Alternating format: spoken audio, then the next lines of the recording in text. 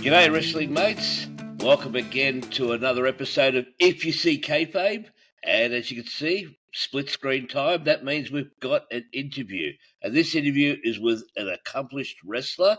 He's a fellow podcaster, an author, a wrestling trainer. He's founded his own promotion. And he's the sole content contributor for Quackenbush on Camelot. I love that somehow made it onto my Wikipedia page. Well, we'll discuss that soon.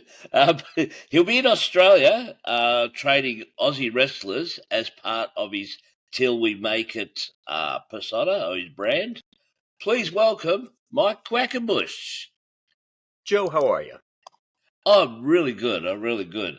First of all, where does the name Quackenbush come from? Well, although it is a real surname, I found the name in a book I was reading when I was still in high school. And this was right as I was beginning to get ready to break into wrestling. And I was told, you need a name that people will remember. And I thought, that's the most unusual name I've ever heard, Quackenbush. Mm-hmm. As a 15 or 16-year-old, that was the weirdest name I knew. So I said, I'll go with that. And I think everyone just kind of assumed, well, that'll probably last for about a year, and then we'll come up with something else. And now here I am 31 years later, and that's still what we're going with. Because your real name, did you not use it because of the author of the same name? You know, it's funny that you mention that. Growing up, I'm a kid of the 80s. I got asked that all the time about the detective writer Mickey Spillane, to the point that I would just tell people, oh yeah, he's my grandfather. But it's no relation whatsoever. But he had a popular TV series here in the U.S. called Mickey Spillane's Mike Hammer. It might have aired other places as well. It did. But the name was still enough in the ether that people knew that name. And to me, it just didn't seem unique enough. All the wrestlers that I knew had incredibly unique names. And it seemed very run-of-the-mill. Now, how did you actually get started in the wrestling business? In the dumbest way possible. I often say I snuck in the back door, and that's kind of true in this way. I was able to arrange to put on a show in my high school gymnasium maybe 3 weeks before high school graduation. And this required some shenanigans, we'll call it. Some shenanigans went into making this possible. But a local wrestling organization brought their ring in, set it up, and we knew well in advance it was going down. We made our terrible little posters that we made photocopies on an old school Xerox machine. We had black and white copies that we taped up all over the neighborhood. And we just had 2 matches. That was all the more we could manage. Going into it, I think my mates and I, we kind of thought, well, this is going to be a disaster. But then we walked out and there were 1,100 people there. Oh, boy. So when that was done, I realized this is what I want to do. It would probably make more sense to go into a very sensible vocation. I should be a dermatologist. I should be an attorney or arbiter. And I thought, I think I want to give this pro wrestling thing a go. So from that point on, I just had to look for any contact or connection I could find. This is, the spring of 1994, so it predates the ubiquity of the internet. Mm-hmm. I was really just down to what could I find in the local phone directory? Who did I know who could introduce me to someone? Or someone knew where you could go for training, and if you slipped somebody the right amount of money at the door, they'd let you get in the ring and somebody would beat you up for an hour. That's how I started. Okay. So who trained you? The great irony, I think, of my career, Joe, no one. Oh. The first 3 years I was in wrestling, I was just making it up. Eventually, in late 1997, a journeyman wrestler named Ace Darling pulled me aside after a match. And he said to me, "Kid, you don't really know what you're doing, do you?" And I said, No, not really. He said, "I think you have potential, but if we don't do something with it, you're going to hurt yourself, you're going to hurt somebody else, and you're not going to last long doing this. So stick with me, and I'll show you the ropes. And if not for him, I don't really know how my story would have turned out. But thankfully, because I was mentored by great talents like Ace Darling and others who followed in his footsteps, it gave me such a deep appreciation for the value of quality training. Because left to my own devices, he's exactly right. I would have hurt other people. I would have continued to injure myself. I'd already been down that road. And I never would have amounted to much of anything. So I'm really thankful some kind and generous guys came along and said, if you just shut up and listen, you might learn a few things. If you could just talk a little less and pay attention a little more, you're going to learn some things. And they were right. And I'm really grateful that I was taught that lesson when I was. Yeah. Well, there's an old adage that says you got 2 ears and 1 mouth, so you listen twice as much as you speak. I believe in that ratio, Joe. Fair enough. So you wrestled with several indies and with CZW, which is pretty full on. Mm-hmm. I've seen a little bit of that stuff. I was very lucky. I had a number of great opportunities as the 90s wore on to get out and to travel a little bit, all prior to, the formation of my wrestling school, the Wrestle Factory, and then later Chikara. And then not long thereafter got to start traveling the world. So I feel very fortunate to have had such wonderful opportunities, especially, what I think of as relatively young. Although we often imagine that, success happens almost overnight, right? If you've got the right look and the right charisma, wrestling success happens just like that. That's like a lottery ticket, Joe. So few people experience success in that way. Most of the people I know, they spent 8 or 10 years putting in the miles, doing the matches, making another town, paying their dues before any opportunity came their way. And I think my story was much the same. Although, in hindsight, I often think of those early years when I was just making it up as wasted. When I was 18, 19, and 20, before I met Ace Darling, those years in many ways, they were a waste of time. And as I said, right, it's the great irony of my career. Here I am now, I've trained more than 1,000 wrestlers, and yet at the very beginning of my own journey, I knew nothing. Maybe less than nothing. Yeah, because you founded the Wrestle Factory with a guy named Reckless Youth. That's right. And that led to forming Chikara Pro. Mm-hmm. What was the reasoning behind wanting to do those ventures? Reckless Youth had just declined renewing his WWF developmental deal. He'd spent about 18 months in their developmental territory, and this predates both NXT and FCW. Back in the 90s, for a period anyway, their developmental league was stationed in Memphis under the direction of a guy named Terry Golden. And Reckless had just become fed up with it.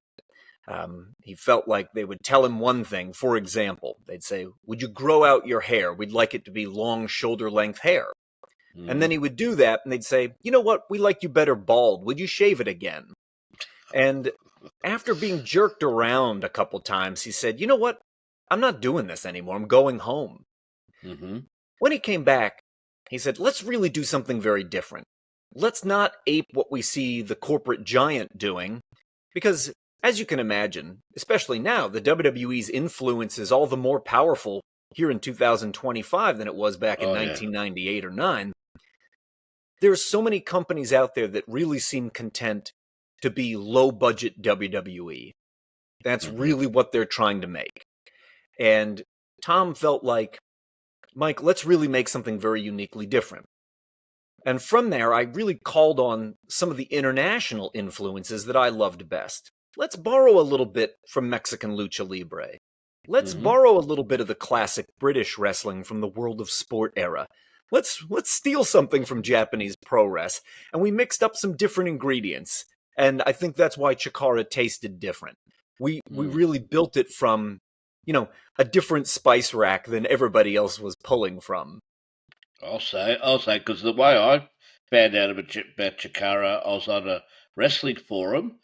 No, sorry, a basketball forum, and a guy who didn't, he made fun of wrestling to make light of it. He actually sent me a clip of a Syrian portal doing their hypnotism gig. Mm-hmm. I thought that was the most hilarious thing I've seen. But they actually turned out to be pretty good wrestlers.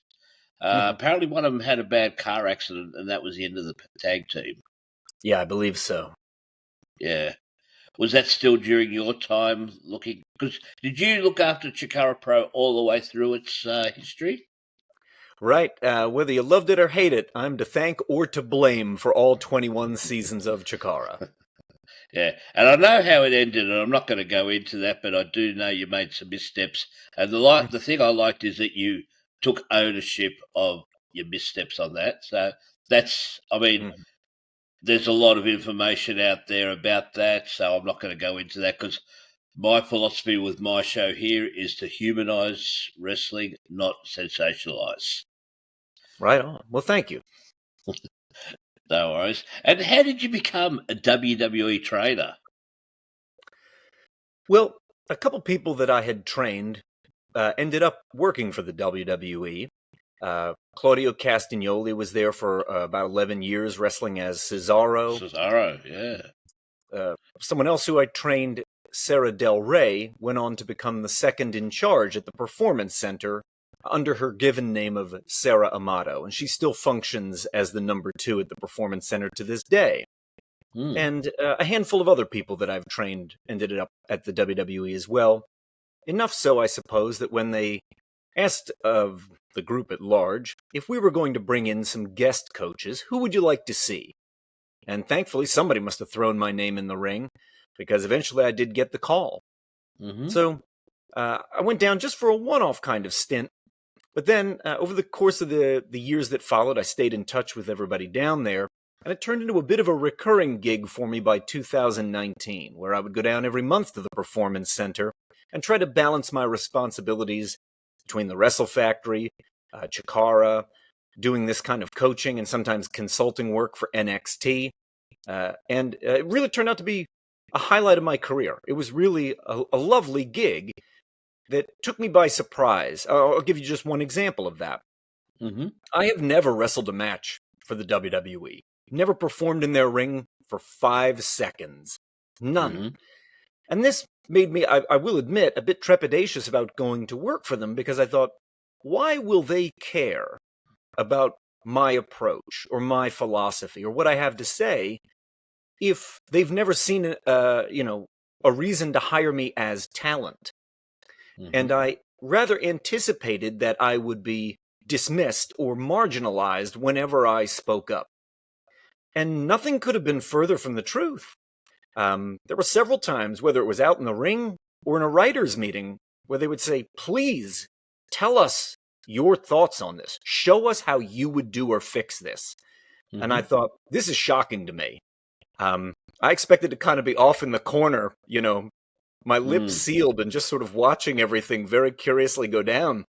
And they were like, no, we're very interested to hear your opinion. We want your take on it. And that was one of many pleasant surprises I had during the couple years that I was doing on again, off again work for NXT, the Performance Center, and the WWE machine.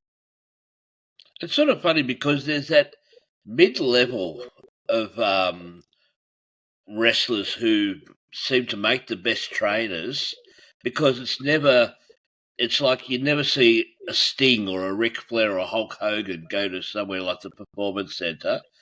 Like CM Punk goes there every now and then just to say g'day and see what's going and give a bit of advice. But all the consistent top trainers tend to be the Matt Blooms, the Mike Quackenbushes, even earlier Johnny Rods and so forth. People Right, who are great mid-level. example. Why do you think that is? Well, I think everyone's got different skills and different talents. And the thing that kind of unites us all is we all love pro wrestling. We're all very passionate about it. Mm-hmm. Eventually, I'm 49 years old now. there's a day coming when my body simply won't allow me to do this any longer. And when I'm no longer able to perform wrestling in any capacity, that's going to be a very sad day for me. I would never want to get to a point where I can no longer go to the ring and entertain fans because I love doing that. But as the years have kind of shown me, I have a far greater skill set when it comes to communicating and teaching, whether it's the behind-the-scenes structures and performative skills, the in-ring mechanics and details themselves, or every other aspect of pro wrestling. I mean, if you've seen my YouTube channel, Till We Make It, I mean, that's all it is. It's all tutorial, right? You're not going to find highlight reels of my most famous matches, whatever that means. It's all tutorial. It's all educational about pro wrestling. And, I feel lucky. I realize there's some people, they get very pigeonholed into just one thing throughout their career. And yet I've had the chance to do so many jobs in front of the camera, wrestling and ring announcing and commentating, and so many more jobs behind the scenes, promoting and booking and coaching. I feel very fortunate that I have just enough skill in each of these departments to do a little bit of work.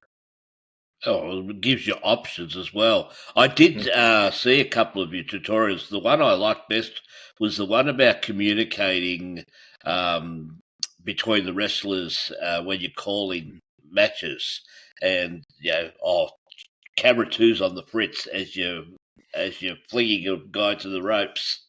I really liked that one there because I watched some Al Snow tutorials. How he had a bunch of people there, and all these young guys there, like that, and he's there saying, "Oh, what do you think's the most important thing?" And they're giving all the usual internet mark type stuff, and he says, "Nah, you're wrong. You're wrong. You got no idea. This is how it is." And you're bringing out your Till We Make It to Australia, where you're doing several sessions. And you're actually wrestling a match for my wrestling mates at Alpha Pro Wrestling as well. Wrestling is Adam Crow. Yeah, that'll be great. I'd love to get. I'm going to go to that and go see how you wrestle. Of course, I've been going to the Alpha Pro matches now for about 5 or 6 months each month. It's not far. It's about 25 minutes away from my place in the northern suburbs of Melbourne. Have you been to Australia before? Yes. So this will be my third tour of Australia, and it'll be my first match in Australia since 2019. So I did a swing through Australia during my 25th anniversary tour, and I was fortunate enough to wrestle in Sydney, Paddington perhaps, and Newcastle. So I'm very much looking forward, Thomastown in the greater Melbourne area. It's my first time in Victoria State. I'm looking forward to that. I'm looking forward to all the training, of course. I'll be training there. I'll also be training in Canberra. So before it's all said and done, I'll do a total of 19 classes while I'm down under. And very much looking forward to my return. Each subsequent visit I've had to Australia, I love it a little bit more. It took the arm twisting of Madison Eagles to get me to come down the very first time, because I would look at how long the flight was from Philadelphia to Sydney, and I thought, oh, I can't hack that. That's insane. 20 hours on a plane? I'll detonate. I can't possibly do that. But Madison twisted my arm just enough, and I thought, let's do it. And each subsequent trip, it's become a little bit easier. Yeah, I mean, you can catch up on a couple of movies that you've been meaning to see. Exactly. So how did Till We Make It come about? So about 6 years ago, hot on the heels of 2 of my books, and I've written a total of 10 wrestling books over the years. 7 Keys to Becoming a Better Performer is the book I'm thinking of in particular. As soon as that book came out, I thought to myself, oh, you know what? Here's one more idea I should have put in that book. And then another week or 2 would go by, and I would think, oh, here's another idea. I should have put that in the book too. And I thought, do I want to just go to work immediately on another book? And that does not tend to be my personal work pattern. thinking about when my first book came out in 98, so that's 10 books across 27 years. So it's not like I finish one and go right to work on the next one. That just doesn't work for me creatively. Mm-hmm. But I thought, what would be an outlet for some of these other ideas that I'd like to cover, that I would like to discuss with the incoming class of pro wrestlers so that they have the information at their disposal that I didn't when I was starting out. Those first 3 years of mine, as I said, they were kind of wasted. So I made a list.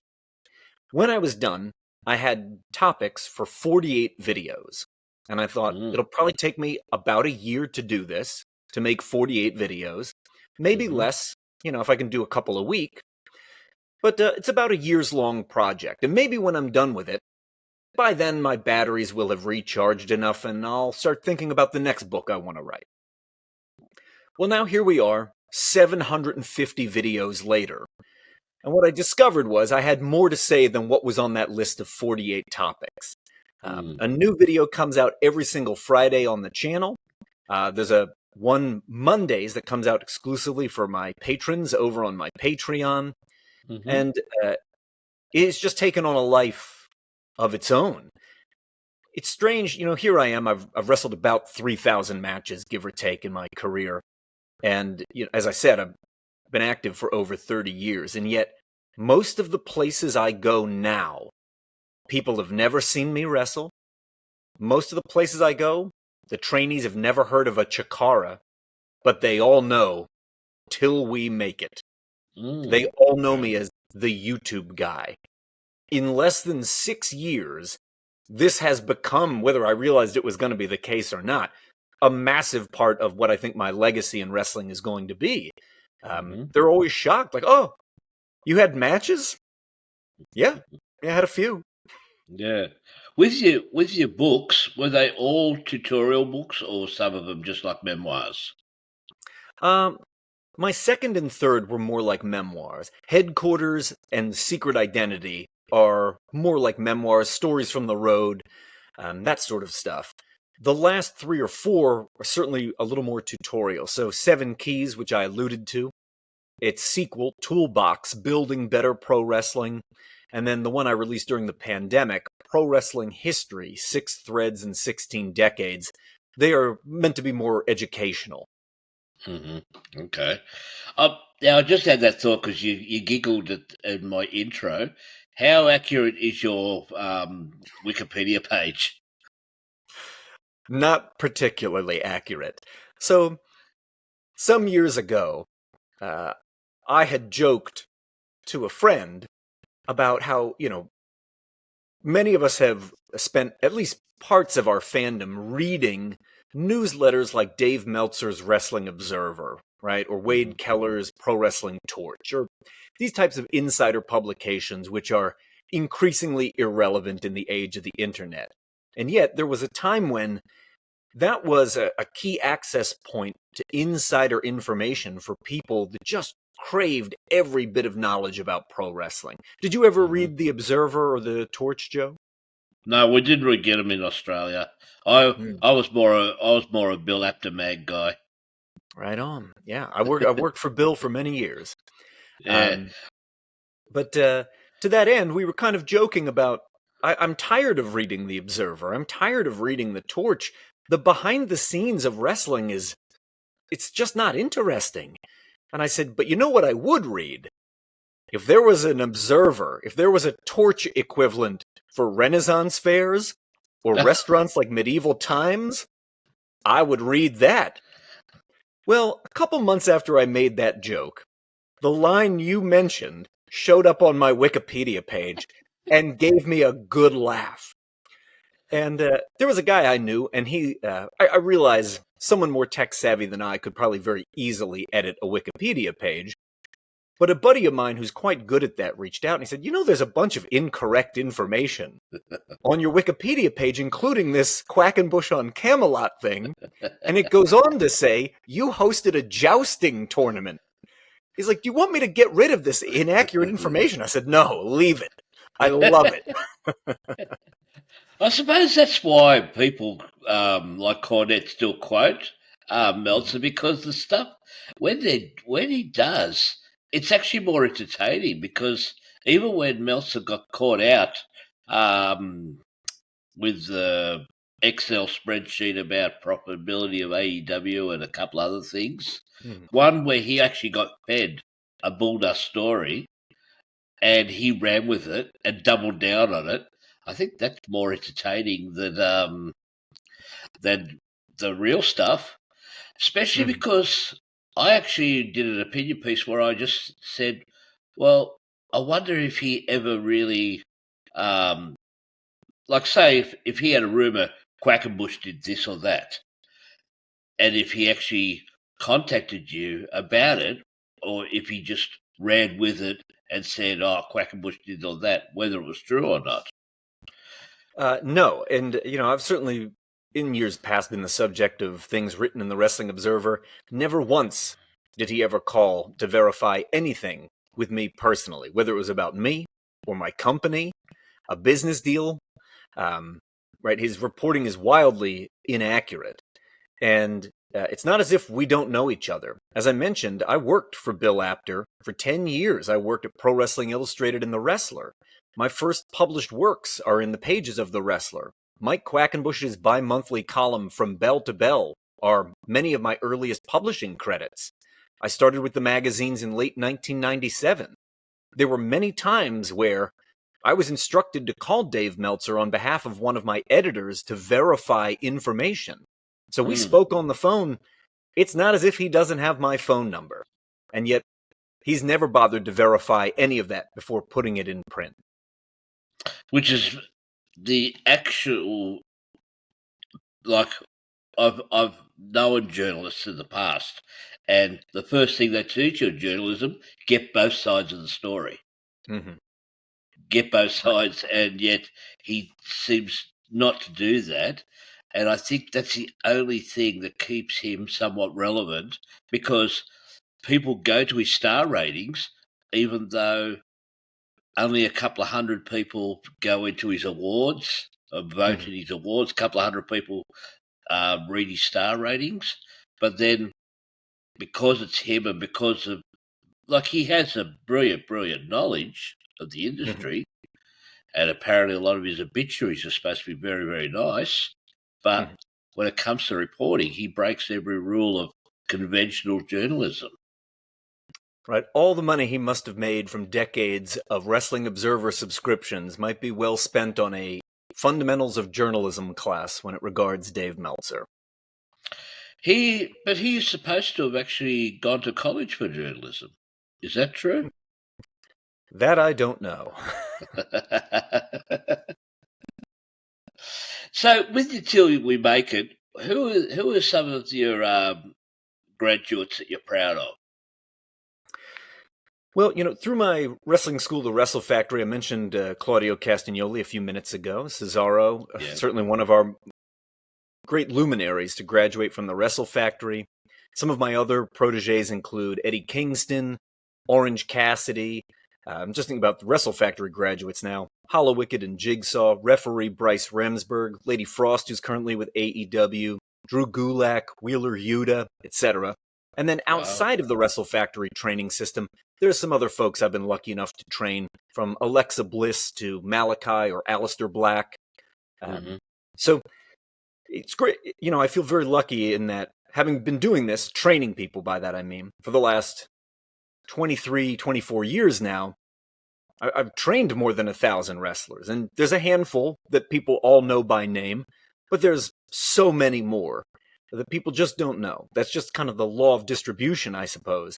Yeah. A very small percentage are ever going to play on the world stage or be signed to one of the corporate wrestling companies. And so many more, they're just out there doing their very best work, either on the international circuit or the independent circuit, working small venues in front of modest crowds and entertaining fans there. And what do you think of, like, the current corporate companies, as you say, like, say, the AEW, TNA, WWE? What do you think of those companies at the moment? Well, we're at this interesting point in wrestling history where too much wrestling is being produced. Even if you think of yourself as, let's say, a very ardent WWE fan, I think right now they're producing 13 hours of new content every week. Jeez. Even my very favorite shows, I can't watch 13 hours in a week. No. When would I sleep? I could never Yeah. get to all of it. There is too much wrestling being made, and all of it feels, roughly the same. I sometimes think of it as like the sausage factory. The corporate guys are just making more of the sausage. It's very well produced, right? It's beautifully produced. Their television shows are gorgeous. They found some of the best looking people, and they put them in the shiniest and most expensive gear ever, and they're supporting them with brilliant video packages, outstanding marketing. They're doing a great job, and yet the in-ring wrestling is as flavorless and bland as it's been in quite some time. We're desperately in need of an infusion of fresh ideas. Wrestling, and to an extent, the Performance Center is at ground zero for this. A homogenization of wrestling has gone on. The rough edges that we used to see in the tail end of the territory era have all been shaved off. Everyone learns a hip toss the exact same way now. Whereas, go back to even the first few WrestleManias, the guys who were taught how to hip toss in Minnesota don't do it like the guys who were taught to hip toss out of Florida. These stylistic flourishes, these little flavors that were unique, that made up regional dialects of pro wrestling, they've all gone through this homogenization process. And the result is, when it comes to the actual in-ring portion of wrestling, it's as dull as it's been in a long, long time. And it will be harder and harder, I think, for example, if a Lucha Underground were to come along now, given the state of super saturation of wrestling content, it'll be harder and harder for them to be seen and heard because there's such an overwhelming glut being cranked out by the WWE, AEW, and New Japan Pro Wrestling at the very top of the industry. Yeah, because I remember even far as back as the late 80s when the Brainbusters came along. They were so different from every other tag team. Mm-hmm. And it was only because mainly they were still allowed to be natural. They still had. I noticed the first guy noticed, they're allowed to have the hair on their chest. Mm-hmm. Because if you look at early Hulk Hogan, he had a hairy chest, but then in the WWE, everyone had hairless chests. Mm-hmm. And their They style really was so preferred the different. entire bodybuilder aesthetic. You can really see Vince McMahon's predilection for all things bodybuilding in the way he presented his television stars. Yeah, and it was good in one way, but not good in another. Sure, right? Absolutely. Some pros with some cons. All right. I think that's a pretty good wrap on that. So you got the show is till we make it. Is it all full? Is there still spots available in either Canberra or Melbourne for your tutorials? So my in-ring seminars in Canberra are sold out, and they have been for a little while now. When I reach Melbourne, and that's where 16 of the 19 classes will be held, I believe we'll be right there at the Pipeworks Market with Alpha Pro. Yep. I'll be training 3 times a day. So we have maybe I'm just guessing here. I think it's a 1 o'clock session, a 5 o'clock session, and an 8 p.m. session in the evening. There are some availabilities left in some of those classes, and each of them are very specifically targeted. So to give you an example, if you want to come and just work on pinning combinations, I have a class that is only that. If you want to work only on throws and takedowns, I've got a class that is only that. If you'd like an introduction to Mexican Lucha Libre, I spent 8 years learning that style under a luchador. I would love to teach you some of the basics and fundamentals. I've got a class for that. So you can pick and choose from my menu of options exactly what is to your taste, and I'd look forward to seeing you between the ropes. I'll be on the plane in less than a week. Oh, yeah. I'm really looking forward to it. I got to catch up with you in person at Alpha Pro. But I've got one last question with because of your thing. What is your opinion of finishes being bastardized like they are these days? Well, I think we go through this process maybe every incoming generation of wrestlers, every 5 to 7 years. There will be a move for a while which is protected. It is the DDT is a perfect example of this. When Jake Roberts first starts using the DDT on a national level, that is the finishing move of the era. Like, don't bother me with Hulk Hogan's leg drop. Give me the DDT. And it becomes so popular that other people will adopt the move. And then it becomes so ubiquitous, it becomes a cliche. And then it loses all of its meaning. It loses all of its value until someone finds a way to reinvent it and make it new. And whether it's going to be the super kick, or the Canadian Destroyer, or the RKO, or whatever, each of the really super popular finishing moves that we just see being done to death right now, they're being beaten to death on weekly television, they will endure this exact same process. Some of them are already cliche. The RKO is squarely in that camp. And Randy Orton hasn't even retired yet, and it's a cliche. But eventually, these things will be reinvented. Someone will add their own creative spark, a unique twist that makes their Canadian Destroyer unlike any that came before it, and it will breathe new life into them. And I think if you look back, really since the beginning of the cable television era in 1982, there are waves of moves which have endured this exact same thing. But see, don't you see that, because if a finishing move is a finishing move, because when Jake Roberts first brought out the DDT, one of the first people he did it to, not in the wrestling ring but on the floor, was Ricky Steamboat. And he actually has talked about how he couldn't protect Ricky on the floor because of the motion. And as much as he tried to protect him, Ricky Steamboat blacked out and had a couple of black eyes. Now they're doing DDTs on a chair for a 2 count. And to me, it's making those previous wrestlers thinking, oh, were they pussies? Because they couldn't kick out of a finisher. A finisher is a finisher because we're still trying to emulate a real combat.